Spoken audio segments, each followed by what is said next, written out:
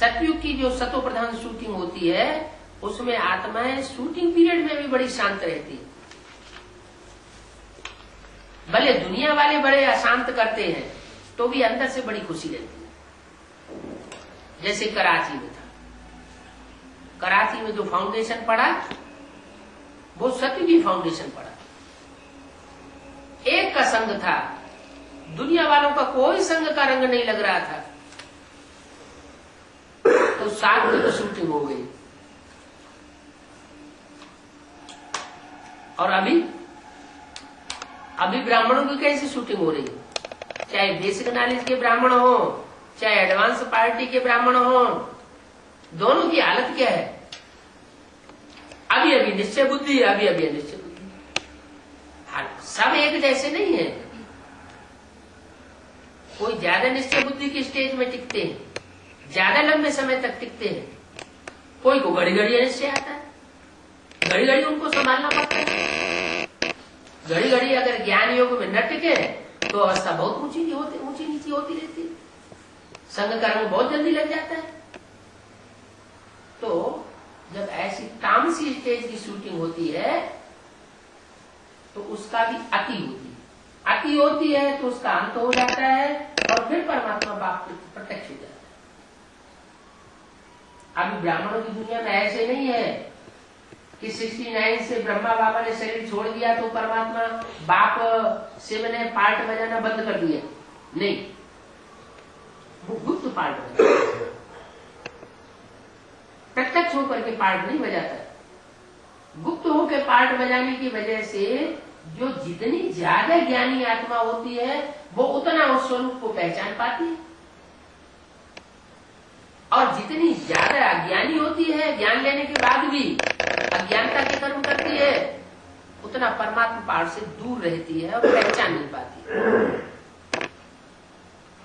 इसलिए भगवान बाप तो ये भी कहते हैं कि मेरे साथ रहने वाले बच्चे मेरे को नहीं पहचान सकते। दिन रात साथ रहते हैं, साथ खाते हैं, साथ पीते हैं, साथ में सोते हैं, सब तरीके से साथ है। कोई ये नहीं कह सकता कि साथ नहीं मिल रहा है, फिर भी पहचान पूरी नहीं होता। और जब पहचान पूरी नहीं होती तो बुद्धि बाहर की दुनिया में भागती है। रहते हैं मधुवन में और बुद्धि रहती है उनकी बाहर की दुनिया में। तो शूटिंग कहां की होगी? संग का रंग कहां का लगेगा? बाहर की दुनिया का संग का रंग लगेगा या परमात्मा बाप का संग का रंग लगेगा? बाहर की दुनिया का संग का रंग। लंबे समय तक शूटिंग पीरियड में ये संग का रंग लगता रहा तो अंतमते सो गति कौन सी होगी? क्या गति होगी? बाहर की दुनिया वालों से प्राप्ति होगी या परमात्मा बाप से प्राप्ति होगी? बाहर की दुनिया में चले जाते हैं, क्योंकि लंबे समय तक उनकी बुद्धि का योग बाहर की दुनिया में रहता है। इसलिए कहते हैं कि मधुवनवासी किसको कहा जाता है? ऐसे नहीं कि जो मधुवन में सरेंडर होकर के रहते हैं, साथ साथ रहते हैं प्रैक्टिकल में साकार में, वो मधुवनवासी है। नहीं, मधुवनवासी वो है जिनकी बुद्धि मधुवन में रहती है, मधुवन से बाहर नहीं जाती। भले गर्भस्थ की माताएं हैं, बांधेली माताएं हैं, बंधन में पड़ी हुई है, लेकिन उनकी बुद्धि का योग अगर मधुवन में बना रहता है बाप के घर में, तो कहते हैं कि वो ही मधुवनवासी है।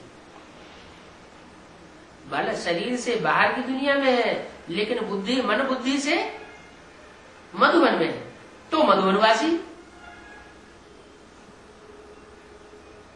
तो अंदर की बात और बाहर की बात बाहर से देखने में पहचान में नहीं आती। हाँ, एक्ट में आते हैं, वाचा में आते हैं तो पकड़ में आ सकते हैं कि इनकी बुद्धि बाहर रहती है या अंदर रहती है, ये अंतर्मुखी है या बहिर्मुखी है। जैसी स्थिति होगी वैसी शूटिंग होगी।